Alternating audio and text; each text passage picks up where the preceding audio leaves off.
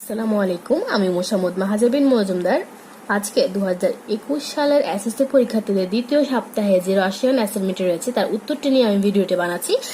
তাহলে চলো দেরি না করে ভিডিওটি শুরু করা যাক। প্রশ্ন বলা হচ্ছে, প্রতীকের পাশে উল্লিখিত ভর সংখ্যা বিশিষ্ট মৌলের নিউট্রন সংখ্যা বোর মডেল অনুসারে পরমাণু গঠনের চিত্র, শক্তি স্তরে ইলেকট্রন বিন্যাস এবং উপশক্তি স্তরে ইলেকট্রন বিন্যাস সংশ্লিষ্ট একটি প্রতিবেদন প্রণয়ন। সোডিয়াম 11 ভর সংখ্যা 23, ফসফরাস 15 ভর সংখ্যা 31, পটাশিয়াম 19 ভর সংখ্যা 40 এবং কপার 29 ভর সংখ্যা 63। নির্দেশনায় বলা আছে, প্রথমে এক নাম্বারটা হচ্ছে 4টি মৌলের নিউট্রন সংখ্যার হিসেবে বের করতে হবে। অর্থাৎ 4টি মৌল দেওয়া আছে, সেগুলো নিউট্রন সংখ্যা বের করতে হবে। তাহলে চলো 4টি মৌলের নিউট্রন সংখ্যা বের করা যাক। ক দেওয়া আছে সোডিয়াম 11 ভর সংখ্যা 23, ফসফরাস 15 ভর সংখ্যা 31, পটাশিয়াম 19 ভর সংখ্যা 40, কপার 29 ভর সংখ্যা 63।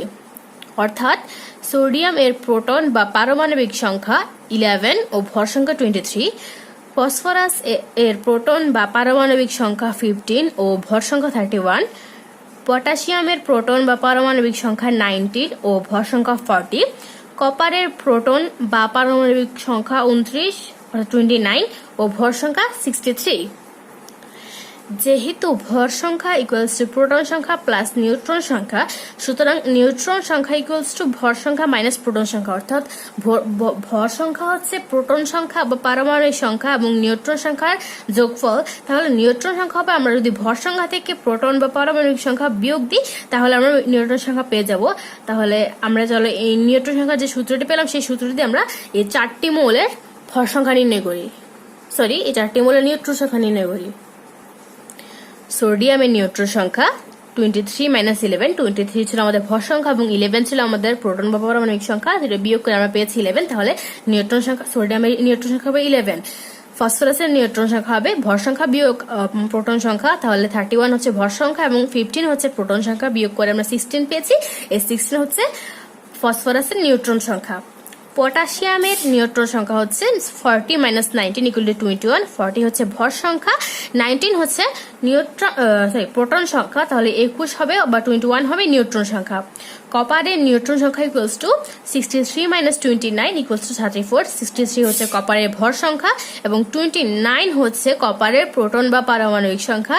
তাহলে 63 থেকে 29 বিয়োগ দিলে 34 হয়, এই 34টা হবে কপারের নিউট্রন সংখ্যা। এই হচ্ছে আমাদের কয়ের উত্তর। এবার চলো খ প্রশ্নের উত্তর নির্ণয় করা যাক। ক্ষয় বলা হয়েছে 4টি মৌলের বোর মডেল অনুসারে পরমাণুর গঠনের চিত্র অঙ্কন করতে হবে। তাহলে চলো আমরা 4টি মৌল পেয়েছি, উদ্দীপকে যে 4টি মৌল দেওয়া আছে সেগুলোর বোর মডেল অনুসারে সেগুলোর আমরা পরমাণুর গঠনের চিত্রটা অঙ্কন করি।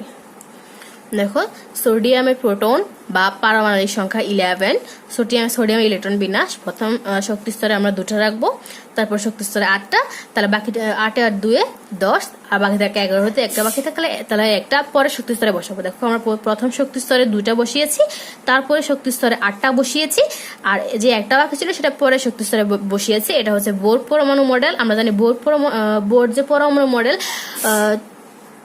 আমরা জানি নিলস বোর প্রথম তার পরমাণু মডেলে নির্দিষ্ট ব্যাসার্ধের কক্ষপথগুলোর কথা প্রথম বলেছিলেন।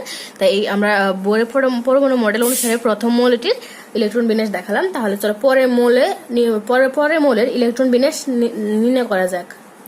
পরেরটি হচ্ছে ফসফরাসের প্রোটন বা পারমাণবিক সংখ্যা 50, ফসফরাসের ইলেকট্রন বিন্যাস হবে প্রথম শক্তি স্তরে 2টা থাকতে পারে সর্বোচ্চ, তাহলে 2টা রাখলাম, আর তারপরে শক্তি স্তরে সর্বোচ্চ 8টা রাখতে পারে, তাহলে সর্বোচ্চ 8টা রাখলাম, আর যে বাকি 5টা তারপরে শক্তি স্তরে বসাবো। তাহলে প্রথম শক্তি স্তরে 2টা, তারপরে শক্তি স্তরে 8টা, তারপরে শক্তি স্তরে 5টা। তাহলে চলো এবার পরের মৌলটি নির্ণয় করা যাক। পরের মৌল হচ্ছে পটাশিয়ামের প্রোটন বা পারমাণবিক সংখ্যা 19, পটাশিয়াম ইলেকট্রন বিন্যাস প্রথম শক্তি স্তরে 2টি, তারপরে শক্তি স্তরে 8টি, তারপরে শক্তি স্তরে 8টি, আর যে একটি বাকি আছে তা আমরা চতুর্থ শক্তি স্তরে এরপরে শক্তি স্তরে বসাবো। দেখো, প্রথম শক্তি স্তরে 2টি, তারপরে শক্তি স্তরে 8টি বসিয়েছি, 1 2 3 4 5 6 7 8, পরে শক্তি স্তরে 8টি বসিয়েছি, 1টা 2টা 3 4 5 6 7 8টি, আর তারপর সর্বশেষ শক্তি স্তরে আমরা একটা ইলেকট্রন বসিয়েছি। তাহলে চলো পরে মৌলটির ইলেকট্রন বিন্যাস দেখা যাক। তারপরে এবং চতুর্থ যে মৌলটি ছিল সেটি হচ্ছে কপার। কপারের পারমাণবিক বা প্রোটন সংখ্যা 29। কপারের ইলেকট্রন বিন্যাস 2 8 18 1, অর্থাৎ প্রথম শক্তি স্তরে 2টি, তারপরে শক্তি স্তরে 8টি, তারপরে শক্তি স্তরে 18টি এবং শেষ শক্তি স্তরে 1টি। দেখো আমরা সেভাবে বসিয়েছি, প্রথম শক্তি স্তরে 2টি, তারপরে শক্তি স্তরে 8টি, 1টি 2টি 3টি 4টি 5টি 6টি 7টি 8টি, তারপরে শক্তি স্তরে আমরা 18টি বসিয়েছি, 1টা 2টা 3টা 4টা 5টা 6টা 7টা 8টা 9টা 10টা 11 12 13 14 15 16 17 18 এবং যে একটি বাকি ছিল সেটা আমরা এর পরে এবং সর্বশেষ শক্তি স্তরে বসিয়েছি। এই হচ্ছে আমাদের দ্বিতীয় প্রশ্নের উত্তর। তাহলে তৃতীয় প্রশ্নের উত্তর দেখা যাক। তৃতীয় প্রশ্নটি ছিল 4টি মৌলের শক্তি স্তরে ইলেকট্রন বিন্যাস করতে হবে। তাহলে চলো এই প্রশ্নের উত্তর লেখা যাক। আমরা এই প্রশ্ন উত্তরে পাঠ্য বই যে 46 পৃষ্ঠার যে ছকটি আছে সেই ছকটি আমরা অনুসরণ করেছি। তোমরা 46 পৃষ্ঠার ছকটি আছে সেটি একবার দেখে নিতে পারো। দেখো নিচে 4টি মৌলের শক্তি স্তরে ইলেকট্রন বিন্যাস দেখানো হলো। পারমাণবিক সংখ্যা লিখেছি, মৌল লিখেছি এবং এখানে কে হচ্ছে প্রথম শক্তি স্তর, এল হচ্ছে দ্বিতীয় শক্তি স্তর, এম হচ্ছে তৃতীয় শক্তি স্তর এবং এন হচ্ছে চতুর্থ শক্তি স্তর। কি শক্তি স্তরে সর্বোচ্চ থাকতে পারে 2টি, এল শক্তি স্তরে সর্বোচ্চ থাকতে পারে 8টি, এম শক্তি স্তরে সর্বোচ্চ থাকতে পারে 18টি এবং এন শক্তি স্তরে সর্বোচ্চ থাকতে পারে 32টি। তাহলে দেখো আমরা সেই অনুসারে লিখেছি। সোডিয়ামের প্রথম কি শক্তি স্তরে আছে 2টি, এল শক্তি স্তরে আছে 8টি এবং এম শক্তি স্তরে আছে 1টি। ফসফরাসের কি শক্তি স্তরে 2টি, এল শক্তি স্তরে 8টি, এম শক্তি স্তরে 5টি। পটাশিয়ামের কি শক্তি স্তরে 2টি, এল শক্তি স্তরে 8টি, এম শক্তি স্তরে 8টি এবং এন শক্তি স্তরে 1টি। কপারের কে শক্তি স্তরে 2টি, এল শক্তি স্তরে 8টি, এম শক্তি স্তরে 18টি এবং এন শক্তি স্তরে 1টি। এই হচ্ছে আমাদের গ প্রশ্ন উত্তর। তাহলে চলো পরের প্রশ্নের উত্তরটি দেখা যাক। পরের এবং সর্বশেষ যে প্রশ্নটি ছিল সেটি হচ্ছে 4টি মৌলের উপশক্তি স্তরে ইলেকট্রন বিন্যাস করতে হবে। তাহলে চলো এই প্রশ্নের উত্তর দেখা যাক। দেখো ঘ দেওয়া আছে 4টি মৌল সোডিয়াম 11, ফসফরাস 15, পটাশিয়াম 19, কপার 29। পরমাণুর অরবিটালে ক্রমবর্ধমান শক্তির নিম্নরূপ: 1s less than 2s less than 2p less than 3s এভাবে আমরা লিখেছি। অর্থাৎ প্রথম 1s অরবিটালে যাবে প্রথম যে ইলেকট্রন সেটা 1s অরবিটালে 1s অরবিটাল পূর্ণ করে যাবে 2s অরবিটালে, 2s অরবিটাল পূর্ণ করে যাবে 2p অরবিটালে, 2p অরবিটাল পূর্ণ করে ইলেকট্রন যদি বাকি থাকে তাহলে সেগুলো যাবে 3s অরবিটালে। এভাবে এটি ধীরে যেতে থাকবে।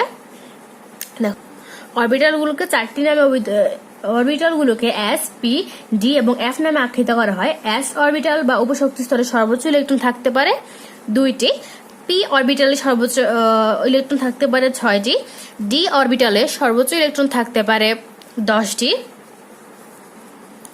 এবং এফ অরবিটালে সর্বোচ্চ ইলেকট্রন থাকতে পারে 14টি। তাহলে চলো এবার মৌলগুলোকে আমরা অরবিটালে সাজাই। প্রথমে সোডিয়াম 11টা ইলেকট্রন হচ্ছে 11টি। তাহলে যদি আমরা অরবিটালে সাজাই তাহলে আমরা প্রথমে ইলেকট্রন যাবে 1s অরবিটালে। তাহলে 1s অরবিটালে আমরা বলছি s অরবিটালে সর্বোচ্চ থাকতে পারে 2টি। তাহলে 1s2 লিখে দিয়েছি। তাহলে আর আছে 9টি। তাহলে পরের শক্তি স্তর হচ্ছে 2s। 2s যেহেতু s এর 2টি থাকতে পারে তাই s সর্বোচ্চ 2টি লিখে দিয়েছি। আর বাকি আছে 7টি। দেখো তারপর যাবো আমরা 2p অরবিটালে। তাহলে 2p অরবিটালে লিখেছি, আমরা দেখছি p অরবিটালে সর্বোচ্চ থাকতে পারে 6টি। তাহলে 2p অরবিটালে সর্বোচ্চ 6টি লিখে দিয়েছি। আর বাকি আছে 1টি। তারপর যাবো আমরা 3s অরবিটালে। s অরবিটালে সর্বোচ্চ 2টি থাকতে পারে। তাহলে দেখো 3s অরবিটালে আমরা আর একটা রাখা প্রয়োজন, তাহলে একটা রেখে দিয়েছি। ঠিক আছে, তারপর যাবো আমরা ফসফরাস আছে 15টি ইলেকট্রন। তাহলে চলো এবার নির্ণয় করা যায়। প্রথমে আমরা আগের মতো 1s অরবিটালে যাব।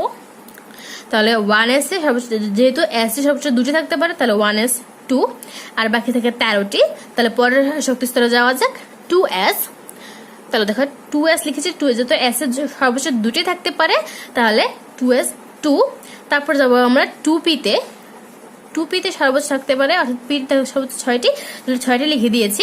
আর বাকি আছে 5টি। তাহলে আমাদের পরের অরবিটালে যেতে হবে। পরের অরবিটাল হচ্ছে 3s, 3s এ আমরা যেহেতু সর্বোচ্চ দুটি থাকতে পারে তাহলে দুটি লিখে দিয়েছি। তাহলে আমাদের যেহেতু আরো 3টি বাকি আছে তাহলে আমাদেরকে পরের অরবিটালে যেতে হবে। পরের অরবিটাল হচ্ছে 3p।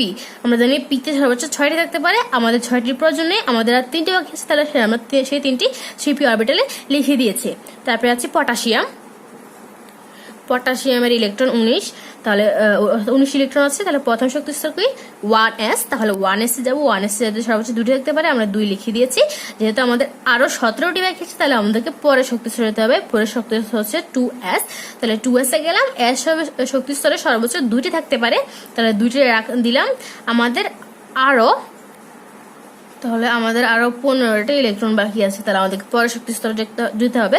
2s এর পরে আছে 2p, p তে সর্বোচ্চ 6টি থাকতে পারে, তাহলে আমরা 2p 6 লিখে দিয়েছি। আমাদের আরো 9টি ইলেকট্রন বাকি আছে, তাহলে চলো পরের শক্তি স্তরে যাওয়া যাক। 2p এর পর শক্তি স্তর হচ্ছে 3s, 3s এর সর্বোচ্চ দুটি থাকতে পারে, তাহলে দুটি আমরা লিখে দিয়েছি। আমাদের আরো 7টি বাকি আছে, তাহলে আমাদের পরের শক্তি স্তরে যেতে হবে। পরের শক্তি স্তর হচ্ছে 3p, 3p তে সর্বোচ্চ 6টি থাকতে পারে, 6টা লিখেছি। আমাদের আরো একটি বাকি আছে, তাহলে আমরা যাবো 4s এ, তাহলে 4s একটি লিখে দিয়েছি।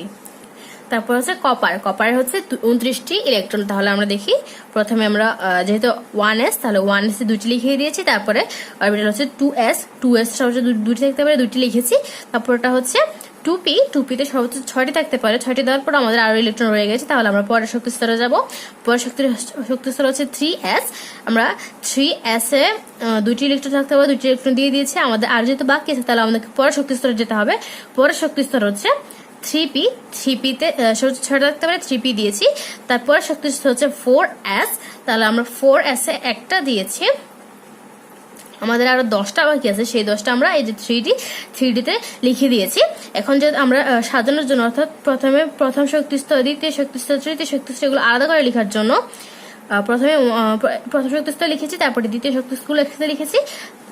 যেহেতু 4s এর পরে 3d আসবে, কিন্তু যেহেতু 3d এখানে প্রয়োজন হচ্ছে এবং 3d আমরা লিখেছি, তাই আমরা 4s টা পরে লিখে 3d টা আগে লিখে দিয়েছি, যাতে তৃতীয় শক্তি স্তর অর্থাৎ 3s, 3p, 3d এগুলো যেহেতু তৃতীয় শক্তি স্তরে, তাহলে আমরা তৃতীয় শক্তি স্তরগুলো একসাথে সাজিয়ে লেখার জন্য আমরা 4s টাকে এদিকে নিয়ে গেছি এবং 3d টাকে এদিকে নিয়ে এসেছি, যার কারণে এভাবে লিখতে হয়েছে। অনেকের মনে এখনো প্রশ্ন উঠতে পারে, তারপরে যদি আমরা শক্তিস্তর ইলেকট্রন বিন্যাস করতে যাই তাহলে আমাদের ইলেকট্রন যে বিন্যাসের যে নীতি রয়েছে সেই নীতি অনুসারে কপার ইলেকট্রন বিন্যাস হওয়ার কথা 1s2, 2s2, 2p6, 3s2, 3p6, 3d9, 4s2, অর্থাৎ 3d তে 9টি ইলেকট্রন যাওয়ার কথা, 4s এ 2টি ইলেকট্রন, কিন্তু আমরা কি করেছি, আমরা করেছি 4s এ 1টি ইলেকট্রন গেছে এবং 3d 10টি ইলেকট্রন গেছে। এর কারণ হচ্ছে একই উপশক্তি স্তর p ও d এর অরবিটাল গুলো অর্ধেক পূর্ণ, অর্থাৎ p যেহেতু সর্বোচ্চ 6টা থাকতে পারে তাহলে অর্ধেক পূর্ণ হবে 3টা, আবার d অরবিটাল যেহেতু সর্বোচ্চ 10টা থাকতে পারে তার অর্ধেক পূর্ণ হলে হবে 5টা, তাহলে অর্ধপূর্ণ বা সম্পূর্ণরূপে পূর্ণ অর্থাৎ p শক্তি স্তর সর্বোচ্চ 5টি থাকতে পারে, 6টি থাকতে পারে, তাহলে সর্বোচ্চ 6টি, এবং d সর্বোচ্চ শক্তি স্তরে সর্বোচ্চ 10টি থাকতে পারে এবং সেই 10টি থাকলেই সেই ইলেকট্রনের বিন্যাস সুস্থিত অর্থাৎ সেই ইলেকট্রনটি স্থিতিশীল হয়। তাই যখন আমরা 4s এ যদি একটি দিই তাহলে আমরা 3d টি 10টি নিতে পারবো, তাহলে যদি আমরা 3d 10টি দিই তাহলে এই ইলেকট্রনটি সুস্থিত হতে পারবে, অর্থাৎ স্থিরভাবে থাকতে পারবে। তাই আমরা স্থিতিশীল করার জন্য আমরা 4s এ 2টি এবং 3d 9টি না দিয়ে 4s 1টি দিয়ে 3d কে 10টি দিচ্ছি যাতে এটা স্থিতিশীল হতে পারে, যার কারণে আমাদের ইলেকট্রন বিন্যাসটা হয়েছে 1s2, 2s2, 2p6, 3s2, 3p6, 3d10, 4s1। এই হচ্ছে আমাদের রসায়ন যে অ্যাসাইনমেন্টটি তার উত্তর। যদি ভিডিওটি ভালো লেগে থাকে তাহলে একটি লাইক করো এবং ভিডিওটি তোমার বন্ধুদের সাথে শেয়ার করে দাও, এবং পরবর্তী অ্যাসাইনমেন্টগুলোর উত্তরগুলো সবার আগে পাওয়ার জন্য চ্যানেলটিকে সাবস্ক্রাইব করে রাখো, এবং কোন অ্যাসাইনমেন্টটি আগে দিলে ভালো হয় তোমাদের জন্য সেটি আমাকে কমেন্টের মাধ্যমে জানিয়ে দিও।